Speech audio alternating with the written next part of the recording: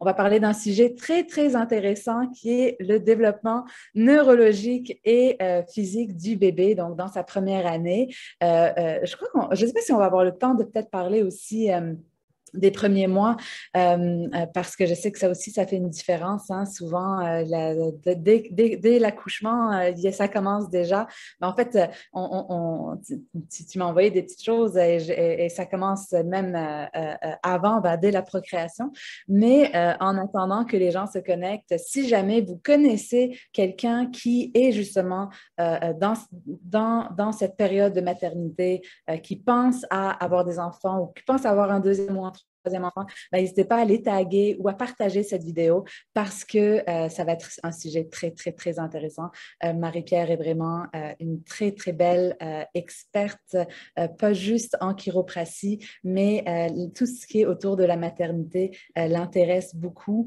C'est aussi une maman de 3 beaux enfants, donc vraiment, elle va avoir des belles connaissances pratiques à nous partager. Mais ce que j'aime beaucoup de Marie-Pierre, c'est que elle explique bien, elle vulgarise bien. Donc, souvent, quand on parle de développement neurologique, des fois, ça a l'air compliqué. Est-ce qu'on explique? Mais Marie-Pierre explique très, très bien. Elle a déjà été experte dans notre membership pour tout le côté du mouvement. Donc, je suis très, très excitée de l'avoir aujourd'hui puis de faire cette série. Merci, Marie-Pierre, d'être présente avec nous.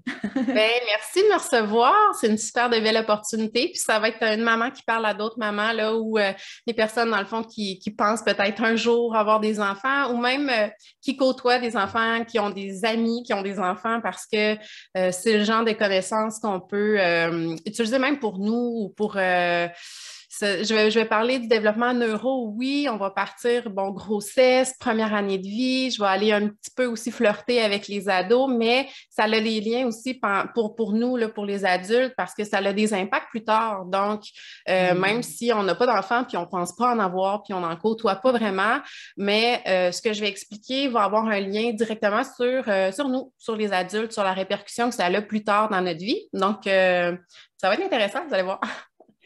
C'est vrai, ça. Et en plus, moi, j'ai appris justement quand je commençais à apprendre ou rentrer en contact un peu avec ce domaine, c'est là que j'ai appris que je suis nulle en push-up à cause de comment que j'étais dans ma première année de vie. Donc, si jamais vous êtes nul aussi comme moi en push-up dans vos bras ou quoi que ce soit, des problèmes de dos, des fois, ça commence de très tôt. Donc, un sujet très, très excitant. Super. Donc, parle-nous justement, Marie-Pierre, ça commence où? Ce neurodéveloppement. En fait, c'est ça. Moi, je vais remonter là, vraiment, même au niveau là, de la grossesse, pour tout ce qui est le développement du cerveau. Là, on n'ira pas en profondeur là-dedans, mais le cerveau commence à se développer à ce moment-là. Hein. Tu sais, le cerveau, il ne va pas se mettre à on avec la première bouffée d'air. Le cerveau, il se développe, puis il fonctionne, il reçoit plein de stimuli. Son environnement est stimulant pour tu sais, les mouvements, tous les contacts de la peau. L'audition va arriver en jeu aussi là, au courant de la grossesse. Tout ce qui est hormonal au niveau de la maman aussi va avoir un effet. Au niveau du cerveau, va être perçu d'une certaine façon. Donc, ça commence vraiment au niveau de la grossesse, au tout début de la grossesse, quand que c'est un petit bourgeon là, de cerveau, puis que les neurones vont commencer à se faire des connexions, des liens et tout ça. Donc, ben, faut pas négliger la portion même durant la grossesse, en fait, de façon très simple. Il faut que la maman bouge pour que le bébé soit aussi stimulé, soit dans un élément qui, oui, il flotte, mais il va quand même avoir un, un feeling de mouvement, un peu comme quand on est dans un auto. C'est l'auto qui avance, mais on le sent, nous aussi, les répercussions du mouvement chez nous. Donc, c'est la même chose pour le bébé dans le ventre de la maman. Il est un peu comme nous dans un auto. Tu sais. Ça stimule le mouvement. Hey! C'est vrai que la première fois que tu as enseigné dans le membership, parce que c'est vrai que tu vas aussi enseigner dans le prochain mois, qui est le mois de septembre, ça arrive, Ça arrive quand vite. j'étais comme, oh mon Dieu, on finit avec Marie-Pierre, puis c'est Marie-Pierre, notre prochaine experte en plus. Je trouvais ça tellement une belle synchronicité. Et c'est vrai que dans le membership, tu avais expliqué beaucoup comment le cerveau se développe, même en tant qu'adulte, quand on a des positions inversées. Ça, c'était hyper intéressant intéressant. Ça avait été un cours très, très apprécié. Donc, c'est vrai que tout ce mouvement est nécessaire. Et est-ce que, justement, c'est aussi en lien avec quand on parle que la mère, si jamais elle écoute de la musique ou elle joue de la musique ou elle chante, c'est un peu ce genre de vibrations que même si bébé est petit, ben, il ressent. Puis c'est à quel moment qu'on commence vraiment à avoir cette connexion qu'on voit plus concrètement? Ben, en réalité, c'est sûr que si on y va de côté très neurophysiologique, il peut y avoir un moment où, bon, à une certaine semaine, le bébé va avoir plus de capteurs tactiles ou que l'audition, l'ouïe va être plus... mais en réalité, dès le tout début, euh, quand on va au niveau hormonal, au niveau endorphine, quand la maman se sent bien, se sent rayonnante, oui, il peut y avoir les nausées puis tous les malaises, là, ça, je compatis, là, mais il y a un moment où porter la vie amène aussi des hormones, tu sais, la relaxine, les endorphines et tout ça. Puis ça, le bébé, il le ressent, tu sais, c'est l'amour en réalité, là, donc... dès qu'on a le petit plus là, ou qu'on a le feeling qu'on est enceinte, à ce moment-là, il y a une connexion qui se passe. Puis c'est une connexion aussi énergétique. Là, nos enfants, c'est jamais comme les autres. Il y a comme un petit... puis même pour les mamans qui ont adopté, puis je parle au papa aussi, là, il y a une connexion aussi avec l'autre. Donc, la fratrie, les sœurs, les frères et tout ça.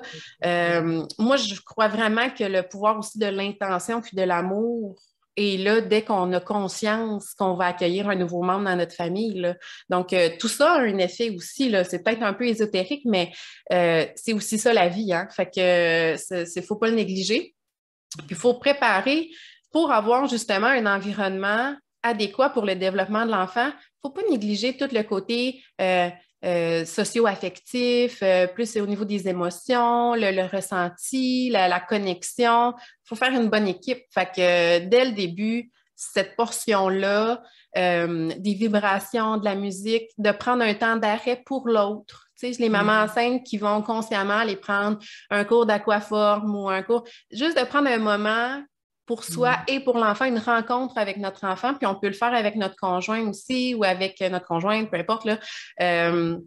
Avec les enfants qui sont déjà là dans la famille, de dire, par exemple, à 7 heures le soir, c'est notre petit 10 minutes avec le bébé, puis là, tout s'arrête, puis on vient flatter la bédaine, on vient lui parler, on vient lui donner une dose d'amour. Donc, juste de mettre à l'horaire un rendez-vous avec le bébé, déjà là, on commence à nourrir puis à venir envelopper la bulle pour favoriser le bon développement neuro parce que si l'enfant n'est pas sécure, si l'enfant ne se sent pas aimé inconditionnellement, qui ne se sent pas, on va dire, comme protégé, peu importe s'il est bon ou pas bon, ou il ne faut pas qu'il y ait le feeling qu'il va échouer là, à partir du tout début, là, même si c'est juste de se virer du dos au ventre, du ventre au dos, l'apprentissage de la marche, tout ça, si on débute déjà durant la grossesse, un enveloppement, un petit cocon d'amour, ben, ça va déjà favoriser son plein épanouissement plus tard. Fait que, ce côté-là, il ne faut pas le négliger, là.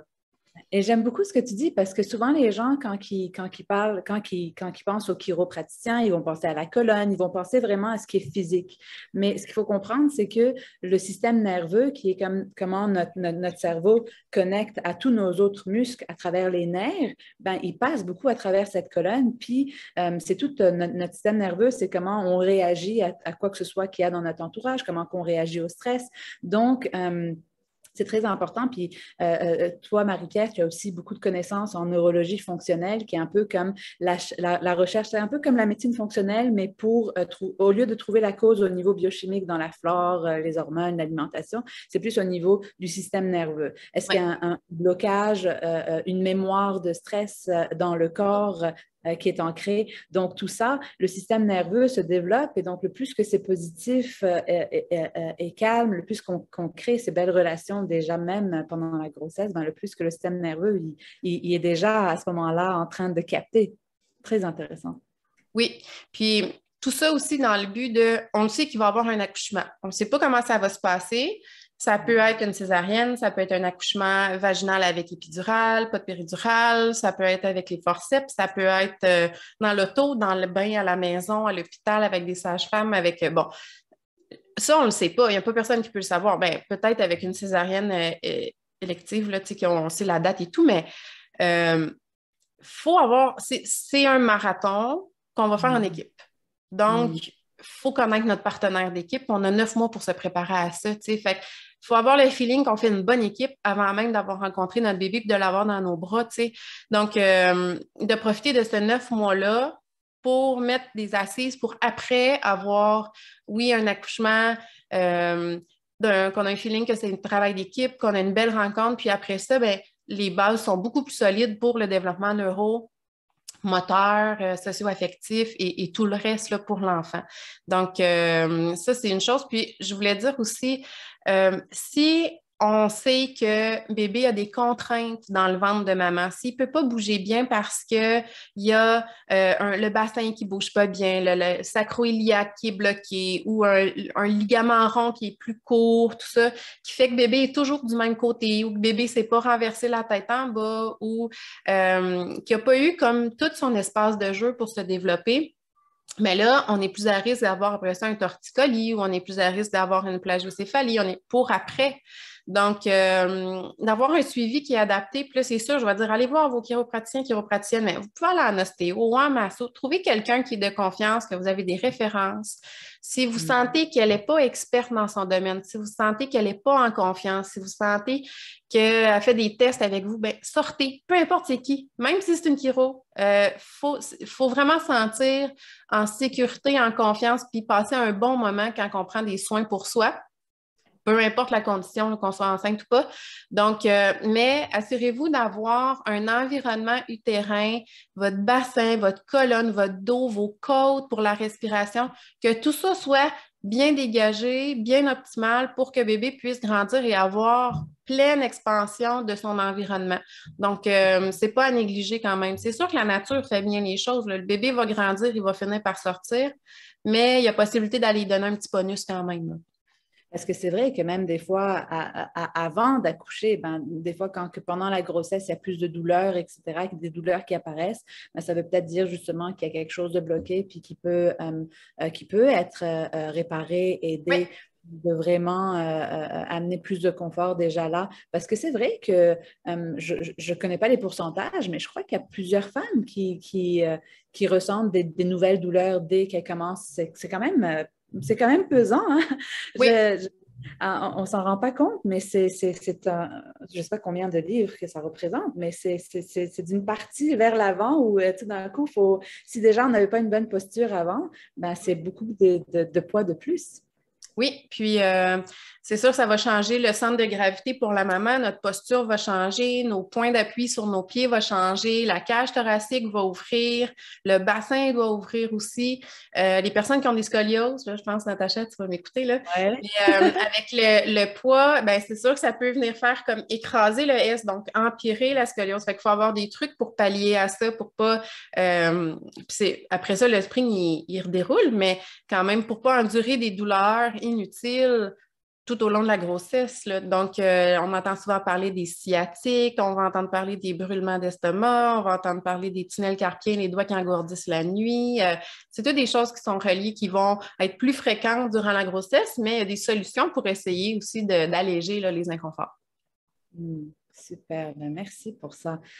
Parce que c'est vrai qu'il ne faut pas rester avec des symptômes comme ça. Il ne faut pas avoir peur de poser des questions. Ça a beaucoup été ça la thématique de la série, de ne pas avoir peur d'aller chercher de l'aide. C'est une période où souvent on reçoit beaucoup de commentaires non sollicités souvent, mais de ne pas hésiter à aller solliciter des personnes dans lesquelles on a confiance. Puis j'ai beaucoup aimé ce que tu as dit, Marie-Pierre.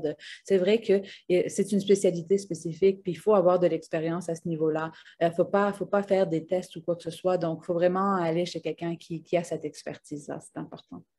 Oui. Donc, ça, c'est pour la grossesse. Oui. Après l'accouchement, ça c'était intéressant. Tu as déjà mentionné plusieurs choses de toutes les différentes façons qu'on peut accoucher.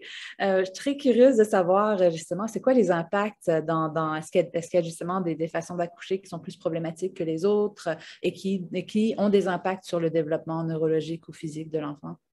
C'est sûr que de façon optimale, on priorise dans le fond les accouchements qu'on appelle physiologiques, donc un accouchement qui pourrait être plus en posture, là, semi-assise ou debout, pas être allongée sur le dos parce que c'est pas là où la gravité travaille. Il faut que la maman travaille beaucoup plus fort pour faire sortir le bébé quand on est couché sur le dos. Donc, tu sais, la position qu'on appelle gynécologique, le coucher sur le dos avec les étriers, ça, c'est plus difficile. C'est plus difficile pour la maman, c'est plus difficile pour le bébé, mais c'est plus facile pour le corps médical. Donc, dans certains cas, là, on n'a pas le choix, mais de prioriser un accouchement, bon, oui, naturel, laisser aller travailler le corps, les hormones, c'est ce qui va aider aussi après à la montée laiteuse, c'est ce qui va aider aussi après à avoir un bébé qui va s'éveiller plus rapidement si on n'a pas une médication et tout ça. Mais je suis consciente que dans bien des cas, c'est pas possible, mais il ne faudrait pas que ça se perde, par exemple. Il faudrait que ça soit toujours évalué par la maman, que ça soit une option au moins, qui soit réfléchie puis qui se prépare aussi. Souvent, c'est les douleurs là, qui font peur là, de dire « Ah, moi, je ne veux pas avoir mal », mais ça se prépare, ça aussi. Il y a plusieurs outils. On peut compter sur l'auto-hypnose, on peut travailler avec les méthodes comme Bonaparte, qui sont des points de douleur, de référence. Bon, en tout cas, bref, il faut s'entourer de douleurs, de sages-femmes.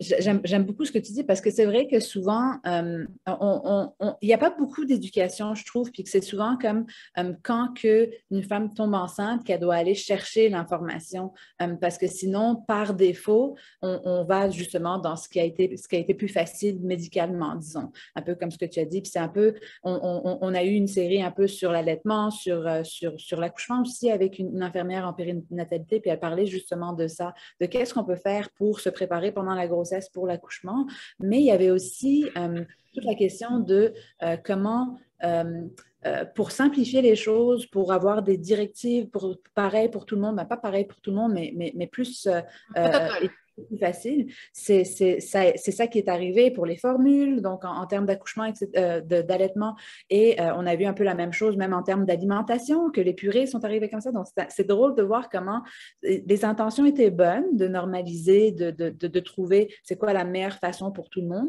mais c'est ça qui a fait que finalement, on s'est un peu décroché d'écouter et de savoir un peu ce qu'on a manqué, de ce qui aurait été meilleur, ce qui naturellement a été était très, très, très bien fait, mais qu'on essaie de contrôler un peu. C'est ça qu'on a vu beaucoup au niveau de l'allaitement puis de l'alimentation. C'est quand on arrive, pour nous, essayer de contrôler, à faire les choses plus faciles, ben, des fois, on oublie ce que la nature essayait de faire ou son objectif. Donc, c'est intéressant. Ouais. C'est vrai que moi, j'y avais jamais pensé, parce que la question de gravité, quand on est couché, ça n'aide pas du tout. Donc, c'est très logique, ça. Donc, ça, c'est pour la portion accouchement, c'est d'essayer de laisser aller nos hormones, la nature, de se créer une bulle. Puis, bon, ultimement, on vit notre accouchement, puis on n'a pas de jugement à avoir par rapport aux femmes qui accouchent différemment que nous, là, tu sais. Moi, j'ai vécu 3 accouchements complètement différents, puis tout le monde va vivre des histoires différentes. Donc, une fois l'accouchement passé, ce qui est bien, c'est retarder le clampage du cordon. Ça, je ne sais pas si vous en avez parlé aussi, mais ça, c'est une chose pour le développement neuro, pour aller avoir tout l'ensemble du gain sanguin, l'échange mère-enfant, puis bon. Donc, on retarde... On en avait parlé parce que c'était vraiment par rapport au fer, donc par rapport à l'alimentation du bébé. Si jamais on retardait les clampages, ben, le bébé pouvait avoir un peu plus de fer en termes de réserve, mais on n'avait pas parlé en termes d'impact neurologique. Donc ça, c'est intéressant. Comment ça fonctionne? C'est quoi qu'on voit? En fait, ce qui arrive, c'est de façon très, très simple. Là, je vais vous expliquer chez la maman au début de la grossesse, puis vous allez voir c'est quoi le parallèle.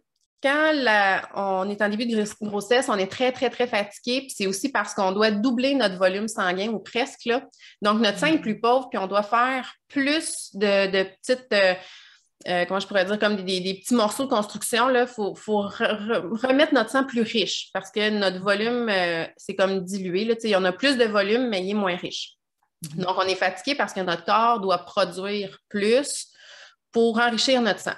Si, après la grossesse, à la naissance, on clampe le cordon rapidement, bien, il y a un échange sanguin qui ne se fait pas complètement. Donc, le bébé se retrouve aussi à lui devoir, dans ses premiers jours de vie, faire du volume sanguin, l'enrichir, pallier à ce manque-là. Donc, ça va venir avec aussi une fatigue nécessairement. Donc, C'est moins facile pour l'allaitement. On a un bébé qui a un petit peu, tu sais, il va traîner une apathie, on va dire, comme nous au début de la grossesse, quand on sent que, ouf, tout est lourd, tout est long, on veut faire des siestes, on se sent fatigué, on se sent bof. Ben, le bébé va vivre un peu ça. C'est comme une réadaptation que le cerveau doit gérer et adapter à ce que, OK, on va rechercher l'oxygène de la bouche cette fois-ci, etc. Oui, c'est ça, parce que le manque de fer, il faut qu'il soit remplacé, tu sais, fait que le corps va travailler très fort pour aller chercher ça, pour faire toutes les liaisons biochimiques pour être capable d'enrichir le sang à nouveau. Donc, c'est comme une fatigue métabolique, on va dire, là. C'est un petit peu plus scientifique, mais donc, ça nuit un petit peu aussi, là, après, pour les premières journées de vie. Oui, un bébé va dormir beaucoup après la naissance, mais il doit quand même être assez vif pour avoir ses réflexes de survie, là, puis vouloir téter, là. Donc, c'est la prochaine étape. On dépose le bébé sur l'enfant, ben, sur la maman, sur le ventre, puis on doit laisser faire un type de crawling, comme le bébé va ramper, va monter jusqu'au sein.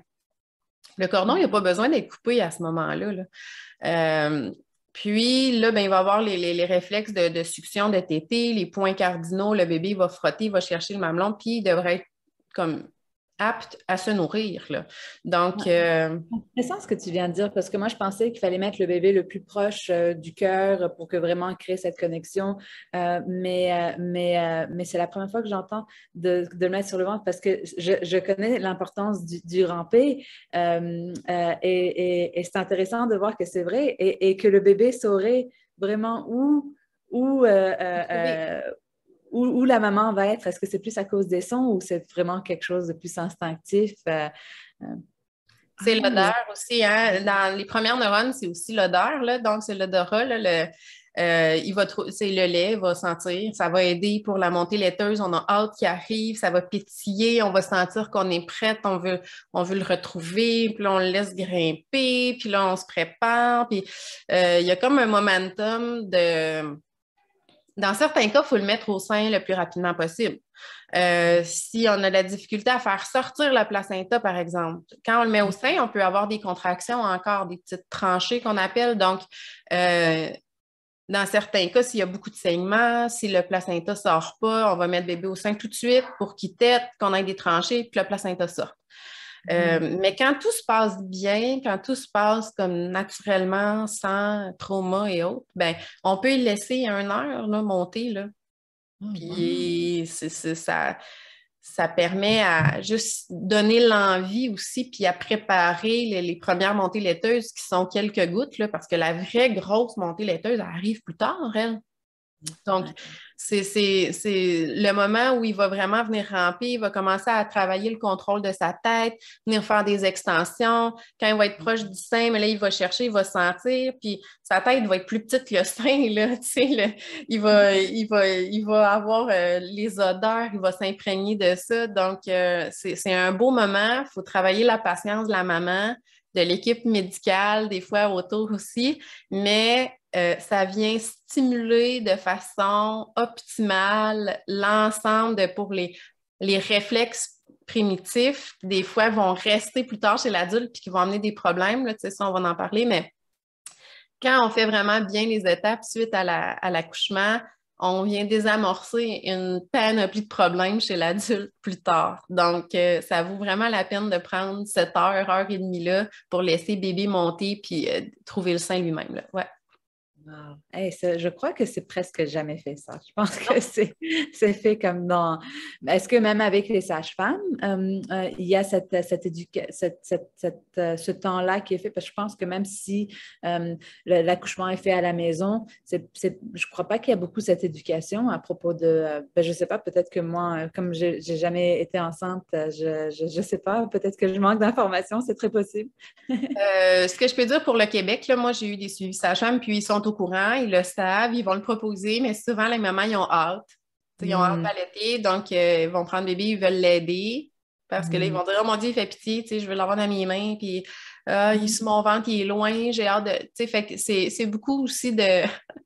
C'est ça, c'est une petite heure de plus après le 9 mois, là, de dire « OK, ben on peut le flatter, on peut le voir pareil, mais il faut le laisser travailler, là, Il y en a qui vont dire, oh mon Dieu, ça fait pitié, aidez-les, tu sais, mais J'aime beaucoup ce la que tu viens de nature, dire. c'est la nature. Le bébé, il est bien, il établit son contact, sa température corporelle va se réguler, ça l'aide pour la montée laiteuse après, ça va faciliter.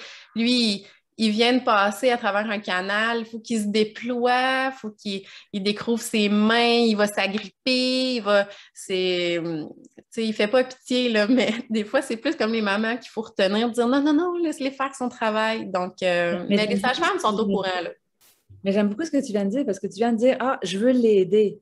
Et Mhm. souvent, en tant que parent, et moi, je le sais en tant que de ma personnalité, je suis tellement quelqu'un que quand quelqu'un a un problème, moi, je veux l'aider. Puis souvent, d'aider la personne quand ils ont un problème, au lieu de les faire montrer, c'est un peu comme donner du poisson au lieu de l'apprendre à pêcher. Ouais. Donc, c'est toute cette culture qu'on aime tellement aider les gens qu'on ne les laisse pas apprendre. Puis ça c'est comme une bonne pratique pour être parent après, hein? Ces premiers moments pour apprendre à. Je crois qu'on aide parce qu'on aime. Donc, on aime la personne. Donc, mais c'est d'apprendre à dire, ben, si je veux l'aider vraiment, c'est de l'aider à apprendre par lui-même. Oui, c'est de lui donner le temps, qu'il découvre par lui-même son environnement. Tu sais, notre travail à nous, c'est de fournir un environnement qui est sécuritaire, oui, qui est aimant, puis qui va avoir suffisamment de stimulation sans le surstimuler. Parce que ça peut être un autre problématique chez l'enfant, là, les surstimulations, c'est pas nécessairement mieux, mais donc, avoir un environnement qui est adapté pour l'enfant, puis lui laisser le faire à son rythme. Parce que si on veut le faire pour lui, plus tard, ça va nous rattraper. Donc, tout ce qui Tu dis de est surstimulation. Est-ce que c'est plus comme de la musique ou qu'il y ait trop de personnes qui viennent visiter ou des choses comme ça? Oui, ben, tu sais, une télévision qui fonctionne toujours, 1000 jouets autour de lui, de toutes sortes de couleurs. Tu sais, faut essayer d'alléger, de prioriser, d'aller vraiment. Tu sais, l'enfant, là, il n'a pas besoin d'être sur Internet puis de swiper les annonces là, sans arrêt. Il peut avoir un jouet, là, puis un petit hochet, un petit quelque chose qui peut grignoter, puis ça va être correct là, pour genre les 6 premiers mois de sa vie, là. Euh, Sortez à l'extérieur, il va en avoir des couleurs, il va en avoir des bruits. Puis quand vous rentrez à la maison, ne faites pas juste allumer la télévision ou la radio ou, tu sais, faut qu'il y ait des périodes aussi tampons où il y a un petit peu moins de stimuli pour que son cerveau soit capable de comprendre ce qui vient de se passer à l'extérieur, par exemple. Donc, c'est ça, tu sais, de regarder par rapport à la luminosité, le son, essayer de garder ça comme slow, là. J'aime aussi beaucoup ce que tu as dit sur aussi avoir des temps de pause, hein, parce qu'on dirait que de nos jours, c'est tellement, même nous, en tant qu'adultes, c'est toujours après go, go, go. Avant, ben, quand on attendait dans la file, on n'avait rien à faire. C'est pas comme si on pouvait lire quelque chose. Maintenant, sur nos téléphones, on a nos livres, on a les audiobooks, on n'a plus de temps de pause. Et notre cerveau a besoin de ces temps de pause aussi. Et donc, avec les enfants, c'est un peu pareil. C'est que maintenant, on vit dans un monde de surstimulation. Et moi, j'ai souvent entendu que quand il y a des enfants qui disent ah, je m'ennuie. Il y a beaucoup d'enfants qui disent qu'ils s'ennuient, mais que l'ennui est quelque chose de positif, pas nécessairement quelque chose de négatif, surtout pour le développement du cerveau et d'apprendre à ralentir aussi, et que ces moments de ralentissement sont nécessaires. Oui, en fait, tu sais, ça prend des périodes tampons où il y a moins de stimulants parce que l'ensemble des stimuli vont être intégrés dans le cerveau. On va comprendre ce qui se passe autour de nous, mais après, il faut que le cerveau fasse un ménage dans tout ça. C'est comme si le matin, on ouvre notre boîte courriel, puis là, on a 150 courriels. Mais là, OK, on les lit, mais après ça, il faut les classer. OK, lui, on le flush, corbeille. Lui, on va le mettre dans le dossier impôt. Lui, on va le mettre à transférer à l'équipe. Lui, on va le mettre dossier finance. Lui, on va, hop, promotion. On a fini de les lire, là, mais on a quand même un travail de classement à faire. Puis notre cerveau, il fait ça. Donc, arrêter les écrans avant le dodo pour tout le monde, là, c'est 1 heure, 2 heures avant pour qu'on arrête d'intégrer des images encore, puis de la gestion là, cérébrale. Mais pour le bébé, c'est la même chose, là. Trop de couleurs, trop de jouets, trop de sons, trop de... faut leur donner un petit moment, là. Les connexions neuronales vont se faire à un rythme rapide, mais il ne faut pas les interrompre. S'il y a toujours un nouveau stimuli qui rentre, ben là, les petites connexions neuro qui sont super importantes, ils vont être interrompus, ils vont aller faire autre chose, ils vont revenir, ils vont continuer, oups, ils vont être interrompus. Donc, ça crée une désorganisation neuro, ça fait des adultes qui sont un petit peu plus, on va dire, désorganisés dans leurs idées ou dans leurs mouvements, vont se cogner la tête contre les comptoirs, les armoires, en rentrant dans l'auto, les personnes qu'on va dire qui sont plus maladroites. Souvent, ça vient juste d'une surstimulation chez l'enfant, mais encore aujourd'hui, c'est qu'ils ne sont pas présents dans le moment, tu sais. Donc, il faut faire attention tout le temps. Et c'est vrai que la simplicité, c'est important. Hein. Des fois, on voit des enfants, ils reçoivent un cadeau, puis au lieu de jouer avec le jouet qui est dans la boîte, ils jouent avec la boîte. Oui. Des fois, on a l'impression qu'on a besoin de leur acheter plein d'affaires, mais que eux, c'est pas ce qui les intéresse nécessairement et que c'est pas vraiment la simplicité est souvent très, très belle, surtout chez les enfants. Moi, je regarde dans le temps. Moi, je jouais avec du sable pendant des heures, mais des heures. J'adorais aller dans le bac à sable puis jouer avec le sable. Donc, on n'a pas besoin de choses hyper avancées. Je crois que de nos jours aussi, il y a beaucoup à propos de vouloir que l'enfant apprenne vite, parle vite, marche vite. Et ce n'est pas nécessairement meilleur, en fait. J'aimais beaucoup... on s'en est parlé un peu rapidement sur la technique pas devant, qui est beaucoup à propos de les étapes que l'enfant doit développer une avant l'autre, puis que si jamais il arrive à une étape trop rapide, ben, ça peut avoir des impacts sur le long terme, puis je pense que ça en est une. Puis je trouvais ça très intéressant, l'exemple que tu as montré sur de classer, parce que c'est vrai qu'en tant qu'adulte, et je ne sais pas s'il y a des entrepreneurs qui nous écoutent, mais je crois que pour n'importe qui, n'importe quelle situation qu'on peut avoir, vivre, moi, j'ai remarqué que c'est souvent les temps où je prenais une pause, où j'allais marcher dans la nature. Quand je prends une pause, peu importe le problème que j'avais ou le défi que j'avais, c'est souvent dans les moments de pause que je trouve une solution. Ouais. Et c'est ça qu'on ne se permet plus maintenant, ces moments de pause. Chaque petite minute, souvent... sont planifiés, surtout le plus d'enfants, le plus de responsabilités. Donc, c'est ces moments-là que le plus tôt qu'on peut apprendre à les prendre, qui sont tellement importantes pour notre cerveau, non seulement pour trouver des solutions, mais aussi pour avoir plus de présence et un peu comme ce que tu disais plus tard, ne pas avoir un peu ces séquelles qu'on peut avoir de cette désorganisation. C'est très intéressant. Là, je vais accélérer un peu. Je vais faire un combo de les premières étapes, mettons comme plus moteur, là, on va dire, pour le bébé. Donc, je ne sais pas si vous entendez, mais les enfants s'amusent en haut. Là, je ne sais pas ce qui se passe chez nous. Désolée. Donc, les premières étapes, on découvre l'environnement sur le dos. Donc, bébé sur le dos, il va découvrir son environnement. Sur le ventre, dans le fond, il faut lui faire des moments sur le ventre aussi. Donc, on le met sur le ventre pour qu'il relève sa tête, qu'il vienne travailler toute la courbure de son cou. Dès jour 1, là, on peut le coucher sur le ventre. On l'accompagne, on le supervise, coucher sur le ventre sur maman. Donc, pour développer là, la musculature et tout ça.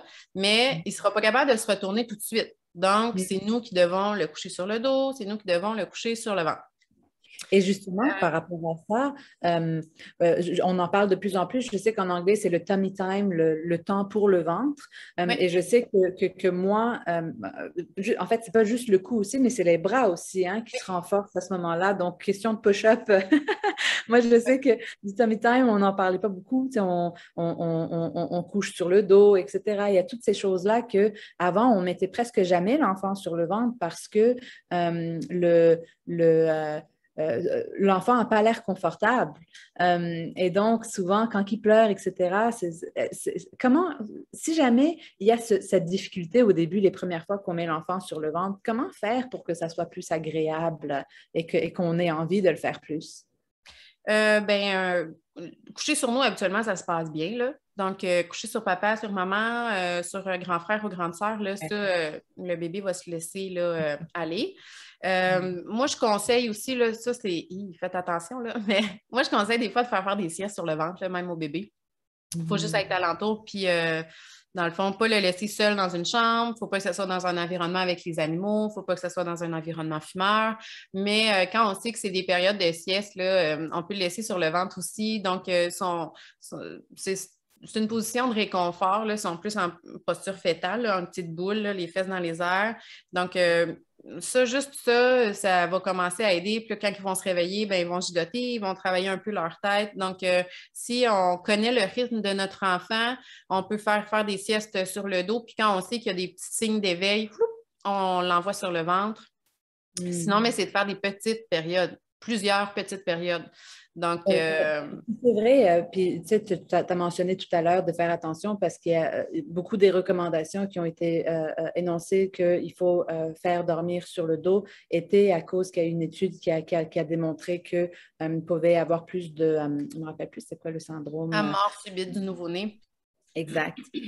Et donc, à ce moment-là, les règles avaient été, je crois que l'étude avait démontré pas une grosse différence, c'était comme peut-être 52% plus sur le dos.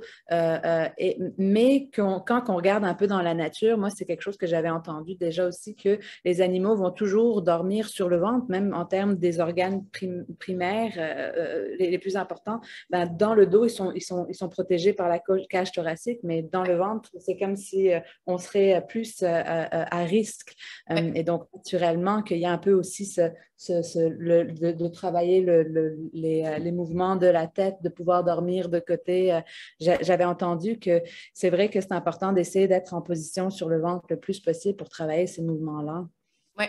En fait, c'est ça, là, c'est moi, j'ai des enfants qui ont fait dodo sur le ventre là, toutes les nuits. Là. Je ne devrais pas dire ça. Là. Légalement, là, les hôpitaux, c'est pas ça qui prônent, mais les risques sont très, très semblables. C'est sûr que si c'est un environnement avec des animaux, si c'est un environnement fumeur, si l'enfant est seul dans la chambre, c'est vrai que c'est plus risqué sur le ventre. Donc, à ce moment-là, moi, je ne peux pas le recommander. Par contre, si c'est dans la chambre des parents, si c'est non-fumeur, s'il n'y a pas d'animaux, pour l'enfant, c'est quand même très récupérateur de dormir sur le ventre. Sur le dos, ça vient éveiller certains réflexes aussi primitifs, donc comme le réflexe de chute, fait qu'il peut avoir des réveils en sursaut. Qui vient quand même comme stresser un peu le système nerveux. Donc, les enfants qui ont de la misère à faire des nuits, c'est sûr que ça va être des 3 heures, 4 heures de nuit au début, là, parce qu'il faut qu'ils boivent aussi. Là. Mais s'ils se réveillent toujours en sursaut, qu'on est incapable de le déposer sur le dos, ben, c'est une augmentation des réflexes qui ne sont pas nécessaires. Donc, on peut les coucher sur le ventre à ce moment-là. Il faut quand même adresser les réflexes. Là. Ça, vous pouvez demander là, à un spécialiste aussi de travailler ça. Rapidement, mettons, vous pouvez faire des massages, essayer de détendre, juste donner de l'attention, un petit peu de flattage, là, comme de brossage qu'on appelle pour la surface de la peau, tout ça. Mais ouais, il faut faire vraiment beaucoup de temps quand même sur le ventre pour l'enfant, pour le haut du corps et tout ça. Mais quand vous voyez que coucher sur le dos, il commence à avoir une envie de balancement. C'est toujours les mêmes étapes. Là, vous allez voir, à chaque étape de développement, et on découvre l'environnement. Après ça, on balance pour aller ajouter de l'environnement, comme agrandir notre univers. Puis, on va passer à l'autre étape. Puis là, ça va être la même chose. On va aller faire un balancement, un déséquilibrage, puis on va passer à l'autre étape. C'est toujours comme ça à chaque niveau. Donc, coucher sur le dos, ils vont relever leurs jambes, ils vont découvrir leurs orteils, ils vont l'apporter à la bouche. Puis, ils vont commencer à se balancer. Puis, à ce moment-là, ils vont se ramasser sur le côté. Puis, sur le côté, il va falloir que le cerveau soit assez mature pour intégrer des mouvements croisés. Donc, c'est toujours découverte de l'environnement, balancement, mouvement croisé, puis on passe à l'autre étape. Fait que, coucher sur le dos, il va découvrir ses jambes, ses mains, il va tout porter à la bouche. Naturellement, il va se ramasser sur le côté. Puis là, rendu là, il faut qu'il trouve la façon de croiser la jambe par-dessus l'autre. La jambe sur le dessus va avancer par-dessus la jambe qui est en dessous. Puis, c'est comme ça qu'il va se ramasser sur le ventre. Donc, les parents qui veulent aider puis qui vont prendre la main, par exemple, ou qui vont tourner le tronc, ben là, les bonnes connexions neuro, ils ne se font pas. On a sauté l'étape des mouvements croisés, on a sauté l'étape du balancier. Donc, la bonne chose, ça serait de venir croiser le bras par-dessus ou croiser la jambe par-dessus pour venir travailler les mouvements croisés, faire des exercices comme ça aux enfants. Quand on change les couches, on fait croiser les jambes, on fait croiser les bras, on fait toucher la main opposée à la jambe opposée, on vient faire des petits mouvements en X pour déjà commencer à travailler le côté neuro. Mais c'est le bébé qui doit le découvrir. Donc, du dos au ventre. Puis, quand il va être sur le ventre, bien, ça va être le réflexe de la pousser. Il va se pousser, puis il va comme flipper sur le dos. Il va avoir peur au début. Arrêter de le faire pendant quelques semaines. Puis après ça, il va reprendre du contrôle, puis il va le refaire. Donc, mais la suite logique, ce serait sur le dos vers le ventre. Puis après ça, sur le ventre vers le dos. J'aime beaucoup ce que tu dis parce que c'est vrai que si on regarde un peu, maintenant, on a beaucoup un peu comme les parents hélicoptères qui sont toujours là à regarder, à aider. Mais c'est un peu comme ce qu'on disait tout à l'heure, hein, le plus qu'on veut aider, il y a une raison et le plus qu'on laisse bébé jouer, faire ses découvertes par lui-même, le plus que c'est ces connexions-là qui sont très, très importantes, très intéressantes. Puis je pense aussi que quand tu parlais un peu qu'il ramène à la bouche au début, c'est beaucoup un peu quand on allait aussi, il y a tout un peu la question de croiser des yeux qui fait aussi qu'il y a, même aussi avec la langue, on en a parlé un peu dans la série de l'allaitement, que la langue, comment qu'elle cherche le lait, qui aide pour le développement du cerveau aussi, de la mâchoire, du crâne. Donc ça, c'était très intéressant aussi.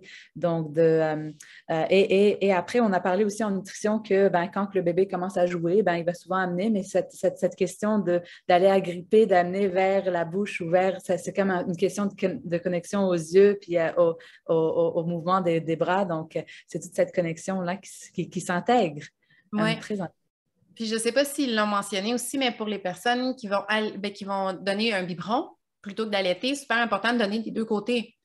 Comme quand on allaite, on change de sein, on change la tête de bord, les yeux travaillent différemment, le contrôle de la tête travaille différemment, les muscles au niveau de la tétée vont travailler différemment. Donc, si on donne le biberon, ou qu'il y en a qui vont préférer comme à la seringue pour essayer de travailler la tétée, ou bon, peu importe, mais il faut donner d'un côté, il faut donner de l'autre. Même si c'est moins confortable pour le parent de donner le biberon d'un bord, puis que c'est plus naturel de l'autre côté, faites un effort conscient pour votre enfant, pour son développement, pour les changer de côté. Donc, un petit truc comme ça en passant. Donc, c'est ça. Puis là, si l'enfant, on le fait pour lui, le passer du dos au ventre, du ventre au dos, c'est qu'après, pour les prochaines étapes, il n'aura pas trouvé toutes les solutions. Donc, il va tricher. Il va pallier, il va tricher. Puis, ça crée comme une fausse mémoire dans le cerveau. Puis après ça, on traîne comme cette erreur-là de développement. Puis ça peut paraître après à l'école, ça peut paraître dans la logique mathématique, ça peut paraître dans l'organisation de l'espace, en géographie, ça peut paraître au niveau corporel, tout ce qui est coordination, ça peut paraître. Donc, puis ça on traîne ça même adulte, là. Donc, soyez patient, créez un environnement qui est propice, encouragez votre enfant, accompagnez-le. Mais il y a une façon d'aider qui est aussi de juste lui donner son temps et son rythme. Donc, il ne faut pas tout pousser, là, tout. Et j'avais entendu aussi justement que des fois, en tant que parent, on a hâte qu'ils marchent. Puis on les lève, puis là, on les met sur les pieds, on les fait, oh, regarde, il marche, il met le pied un devant l'autre, des choses comme ça. Mais que souvent, de faire ça, ça ne faisait pas qu'ils apprenaient par eux-mêmes un peu ces mouvements-là qui sont plus naturels, puis qu'il y a des étapes justement. Puis que souvent, dès que bébé commence à être souvent vers l'avant, qu'il n'a plus envie de retourner sur le plancher, puis de vraiment travailler ses exercices avec son croisé avant de se lever. J'avais entendu justement il y a beaucoup aussi de jouets pour enfants on les mettait debout puis on les faisait rouler dans la petite chaise. Là. Moi, j'en avais une. Idéalement, on n'en a pas. En réalité, tu sais, souvent ces chaises-là, ou c'est comme on appelait ça un boum-boum, nous autres, on l'assoyait là-dedans, puis ça sautait et tout ça, là. Ils ont été bannis ou des choses comme ça, là, hein, vraiment. Ça, les marchettes et tout ça. Mais il y a encore des genres de jouets comme ça. Il y a encore des jouets qui sont légaux. Ils ne font juste pas se promener dans la maison, mais on les assoit comme à cheval, un peu là, ou suspendus là-dedans. Typiquement, les parents ils achètent ça pour avoir les mains libres, là. Puis je comprends, là, j'en ai eu 3, puis il fallait que je fasse le souper puis le ménage, moi aussi, mais déposez-le par terre, sur le dos ou sur le ventre. Faites du portage, accrochez-le après vous, mettez-le dans votre dos ou au ventre. Mais si votre enfant ne s'est pas levé debout, c'est que présentement, il ne doit pas être debout. Il ne faut pas stimuler sous les pieds de l'enfant s'il n'est pas rendu à marcher. Ce n'est pas la bonne chose à faire pour le développement de son cerveau.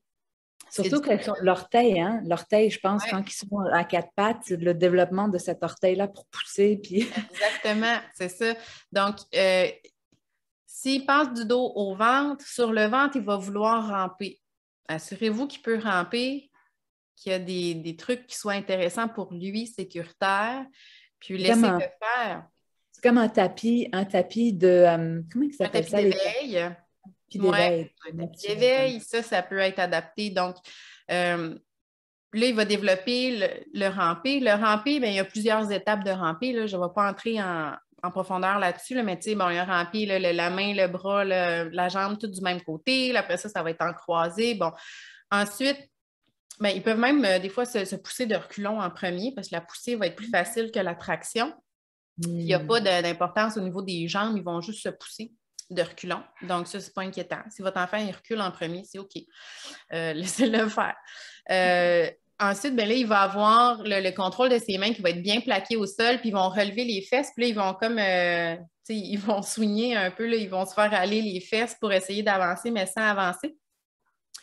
Puis après, ben là, ça va être le déroulement des orteils. Donc, l'extension de la grosse orteil, là, si on a je vais essayer de vous montrer le plancher, bien, la grosse orteil doit vraiment venir à côté au sol pour pouvoir faire la propulsion. Donc, le déroulement des orteils est super important. L'utilisation de la grosse orteil en extension au sol pour pousser vers l'avant est super important. Puis si l'enfant a passé beaucoup de temps debout dans ces petits bancs-là là, avec les tables de jouets autour de lui, son pied va être plat, mais les orteils ne seront pas en extension déroulés. Donc, ça va être plus difficile le quatre pattes, ça va être plus difficile après ça le squat, ça va être plus difficile l'apprentissage de la marche. Puis c'est comme s'il va avoir développé sous son pied, tous ses récepteurs tactiles vont être déjà activés, mais ils ne sauront pas quoi faire avec. Donc, c'est vraiment chaque chose en son temps. Puis le support aussi au niveau de la couche là, en suspension comme ça pour les organes reproducteurs et tout ça, c'est pas l'idéal. Surtout parce qu'il y en a qui le mettent là puis les pieds ne touchent pas. Là. Ils sont comme vraiment suspendus dans le vide. Oui. Ça aussi, c'est intense. Là. Faites un portage physiologique, accrochez-le après vous si vous voulez les mains libres, laissez-le au sol. Achetez un parc si vous avez peur là, pour contrôler l'environnement, je ne sais pas, mais s'ils ne sont pas capables de s'asseoir d'eux-mêmes, ils ne devraient pas être assis. T'sais. S'ils sont pas capables de se lever debout d'eux-mêmes, ben, ils ne devraient pas être debout. Fait que ne faut pas sauter d'étape. Ça l'amène après un retard de communication. Ça crée vraiment une fausse entrée de données dans le cerveau. Une fois qu'ils sont à quatre pattes puis qu'ils vont marcher, ils vont pas marcher, mais avancer à quatre pattes, marcher à quatre pattes. Là, il va avoir la période il passe de assis à quatre pattes à assis. Puis là, il va avoir une petite jambe qui va rester pliée. Puis il faut qu'il trouve le moyen de faire une propulsion contre la gravité comme un squat. Ils ne doivent pas se tirer avec les bras. Ça, c'est tough parce que les parents, on va les prendre par la main, on va les aider ou on va trouver ça cute qu'ils se prennent après la table de salon ou le divan, puis là, ils vont se tractionner puis ils vont se lever debout. Mais en réalité, il faudrait les remettre dans le milieu de la place puis qu'ils apprennent à se lever du sol sans traction, qu'ils s'appuient au sol, qu'ils s'appuient sur leurs cuisses. Vraiment une poussée naturelle contre la gravité. Puis là, une fois qu'ils sont rendus là, bien là, ils sont prêts à prendre la marche. Ils vont trouver leur équilibre, puis ils vont partir avec des mouvements croisés, puis ils vont avancer. Donc, c'est toujours la même chose. Coucher sur le dos, balancement, ils croisent la jambe par-dessus, le bras par-dessus se ramasse sur le ventre. Ils vont ramper, ils vont amasser les fesses vers le haut, ils vont se balancer, ils vont pogner le croisé, ils vont se mettre à avancer. Là, ils sont assis, ils vont essayer de se lever, ils vont pousser, ils vont trouver leur équilibre, ils vont se balancer, ils vont intégrer les mouvements croisés, ils vont avancer. Donc, c'est toujours la même chose. Découverte de l'environnement, balancement, mouvement croisé. Si on ne leur laisse pas faire ça, Mais après, le cerveau, il n'est pas habitué de le faire, puis il ne sera pas capable d'intégrer le reste des apprentissages. Il va avoir des délais au niveau de la communication, des délais au niveau de l'écriture, il va avoir des délais, tu sais, la prise, la préhension du crayon à l'école, attacher les souliers, lasser des souliers, ça va être compliqué. Le, L'organisation, l'hygiène corporelle, de suivre des étapes, les doubles consignes, là, c'est pour plus tard. C'est vraiment pour plus tard qu'il faut leur laisser le temps de découvrir. On ne peut pas le faire pour eux autres. Il ne faut pas, en réalité, là. J'adore ce que tu dis parce que c'est vrai que des fois, on n'a pas conscience toutes les places où on est, de toutes les places qui ont un impact plus tard, hein. On a parlé de pendant la grossesse, on a parlé de l'allaitement, on a parlé même avant de tomber enceinte, l'impact. On a parlé après de l'alimentation, comment laisser l'enfant s'alimenter. Donc, j'aime beaucoup cette série parce que elle éduque à propos de toutes les choses qui, naturellement, font du sens, mais de les laisser faire et de prendre ce temps. Puis je pense que de nos jours, on manque beaucoup de patience parce qu'on a été enseigné à ce que la vie ait beaucoup augmenté de rythme, mais que c'est toutes des petites choses qui ont un impact sur le long terme et vraiment de laisser ces étapes passer. Et est-ce que justement, on a de plus en plus de problèmes dans les écoles, chez les enfants? C'est sûr qu'il y a tout le système scolaire aussi qui est problématique, où les enfants ne bougent pas assez, les chaises, que naturellement, l'être humain était supposé être en squat, en position de squat, donc ça, on ne la fait pas assez, même chez nous les adultes. Mais c'est toutes ces petites choses qui, ben, si on les ajoute petit à petit, qu'on fait une grosse différence, puis que la croissance, ben, au début, peut-être que ça n'a pas l'air de faire une différence, mais après, ben, on voit une grosse différence dans un développement comme ça ou un développement comme ça juste à cause des petits pas qu'on a accumulés au début. Donc, c'est très, très intéressant, toutes ces petites choses. J'ai beaucoup aimé comment tu nous as bien donné une belle image de chaque petite étape, comment ils peuvent donner des impacts. Parce que c'est la même chose chez les adultes, hein, tout se ramper si on n'a pas passé assez de temps, si on n'a pas croisé, on n'a pas assez de force du côté du haut du corps, du bas du corps, le squat, le pareil, toutes les tensions dans les jambes, qu'on n'arrive pas à faire la position de squat qui est supposée être naturelle. Et donc là, on a des problèmes dans le bassin, dans le bas du dos, tout ça, ça vient de là, en fait. Oui, oui, oui. Puis, tu sais, il faut quand même aussi se dire que chaque enfant va avoir son rythme, là. Il y en a qui vont marcher à 9 mois, il y en a qui vont marcher à 18 mois. Mais les accompagner, les aider, les encourager, c'est pas nécessairement de le faire pour eux, tu sais. Puis oui, comme adulte, c'est la même chose aussi, là.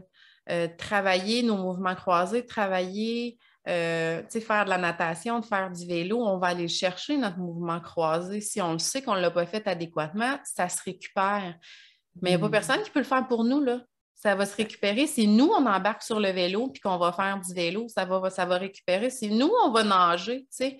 Si on regarde quelqu'un nager, là, on ne récupérera pas. C'est tout au niveau des réflexes primitifs. Dans le fond, on vient au monde avec une série de réflexes qui est là pour garantir notre survie, qui était là pour sauver l'espèce animale avant qu'on soit vraiment rendu où on est là. Quoique des fois, on n'est pas bien mieux que les animaux, là, mais donc le réflexe de la marche automatique, le réflexe de téter, le réflexe d'agrippement, mais il y a d'autres réflexes qui sont moins connus, qui sont moins, le réflexe du landau, le réflexe de galant, le réflexe, bon. Mais il y a certains réflexes que si on aide beaucoup notre enfant, puis qu'on lui fait sauter des étapes, puis qu'on le fait marcher en entraînant, en tirant les deux mains, puis si c'est tout le temps nous qui le fait virer d'un bord puis de l'autre, ou s'il ne marche pas à quatre pattes puis qu'il se lève tout de suite, ben tu sais, il faut l'encourager à marcher à quatre pattes, là, acheter un tunnel, puis faites-les marcher dans le tunnel, là, tu sais, il ne faut pas qu'il saute le quatre pattes.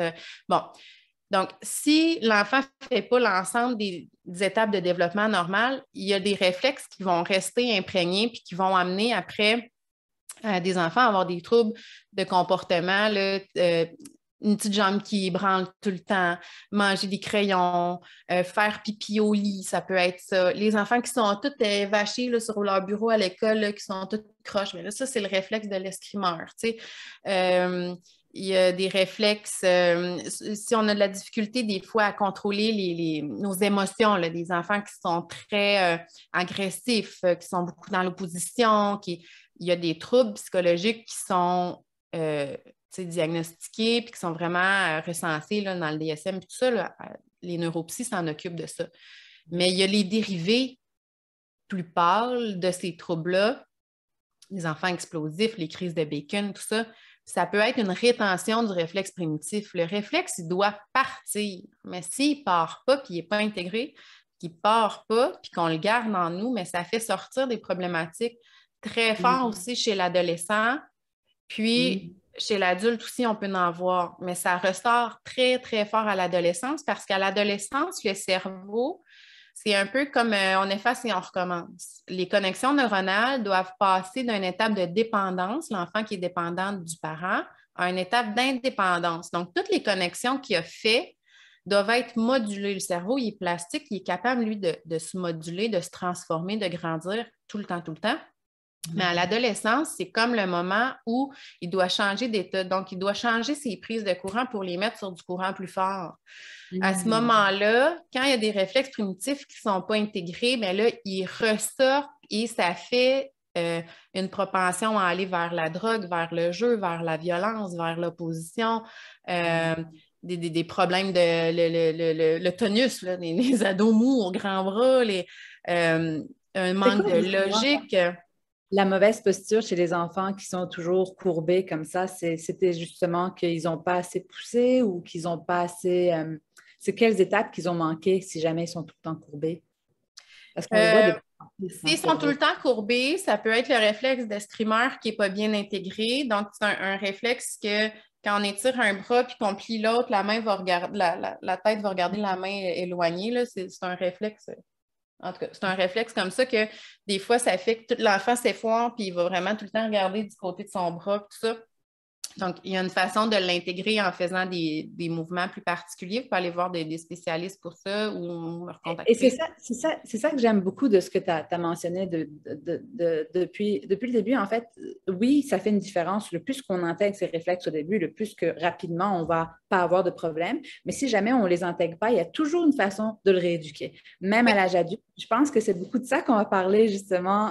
Justement, après, on va passer un peu de temps pour finaliser le contenu du mois de septembre dans le membership. On va beaucoup parler de ces réflexes en tant qu'adulte, comment se les rééduquer parce qu'ils amènent des séquelles. Puis j'aime beaucoup parce que tu viens de dire quelque chose d'intéressant que les gens souvent ne comprennent pas. En fait, ils séparent tes problèmes physiques à ce que ça ne soit pas nécessairement des problèmes du système nerveux et que c'est ton cerveau qui contrôle comment tu vas bouger. Et donc, des fois, si tu n'as pas développé ce réflexe, ben, ça peut avoir un impact sur la partie du langage, sur la partie des émotions. Donc, c'est très intéressant comment finalement on ne peut pas séparer les choses. C'est un peu comme en médecine fonctionnelle finalement. Ouais. Donc, vraiment, moi, je crois que si jamais on peut ressortir avec numéro 1, laisser le temps, patienter et ne pas faire pour, mais les aider, c'est de les laisser le faire par eux-mêmes. Numéro 2, que c'est jamais trop tard. On peut rééduquer puis de ne pas hésiter de demander de l'aide à des personnes qui ont cette expérience justement. Et à la fin aussi, le plus tôt qu'on peut prendre conscience de ces différents mouvements et manque de mouvement hein, et temps de pause, le plus qu'on peut retrouver cet équilibre d'apprentissage du cerveau. Donc, vraiment, très intéressant. Et donc, j'espère que vous avez aimé la session autant que moi. Si jamais vous avez des questions, quoi que ce soit, ça a été pas de questions vraiment aujourd'hui. Je pense que ça démontre justement combien tu expliques bien, Marie-Pierre. Mais si jamais vous en avez d'autres, n'hésitez pas à écrire des commentaires. On va aussi mettre les contacts de Marie-Pierre dans les commentaires. Je crois que tu as une page aussi maintenant, Marie-Pierre. Donc, vraiment, n'hésitez pas à aller la suivre. Je sais que si jamais elle décide d'aller en ligne, parce que Marie-Pierre, c'est une chiropraticienne qui a beaucoup de succès en termes de sa clientèle. Donc, elle n'a jamais vraiment eu besoin d'aller en ligne, mais elle a tellement de belles connaissances que moi, je lui ai toujours dit, Marie-Pierre, il faudrait que tu fasses un cours en ligne ou quelque chose parce qu'elle a tellement de belles connaissances. Donc, j'espère que c'est ça qui va arriver dans le futur. Donc, allez la suivre parce que si jamais il arrive quelque chose, vous serez les premiers à être notifiés à ce moment-là. Merci. Donc, Donc voilà, en gros, merci beaucoup Marie-Pierre d'avoir été présente et pour toutes les connaissances que tu as partagées. Puis, un peu comme d'habitude, si vous vous inscrivez au lien univervital.com/bébé, vous allez pouvoir recevoir notre sommaire de toute cette série-là pour pouvoir vraiment tout avoir les informations à la même place. Donc, merci encore Marie-Pierre. Et à Merci tout à le vous monde. autres. Merci. J'ai passé une super belle avant-midi avec vous. Merci. Passez une belle journée. Oui. Bye!